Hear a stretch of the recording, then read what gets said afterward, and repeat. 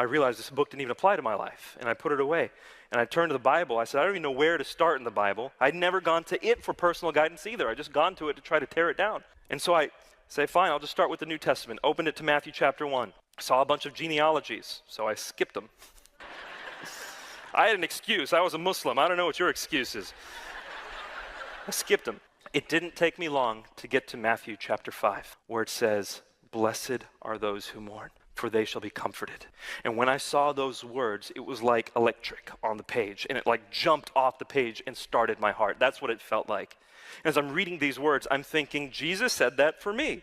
Forget you guys, he said that for me 2,000 years ago. And I honestly start reading this, and every single verse I start reading, I begin to feel like I'm having a conversation with the Bible. I ask God a question, like, God, how do I know you can hear my prayers? And then I read the footnote on the study Bible. It says, if you want to know God can hear your prayers, go to 1 John 5. Sweet, boom. And so I'm reading the Bible, going back and forth, and I finally get to Matthew chapter 10. Matthew chapter 10 says, he who proclaims me before the people of this world, I will proclaim before my Father in heaven. And he who denies me before the people of this world, I will deny before my Father in heaven. See, I had all the evidence that I needed. I had all the spiritual guidance I had asked for, and now I had emotional comfort through the Word, knowing it was the Word of God, but I hadn't proclaimed.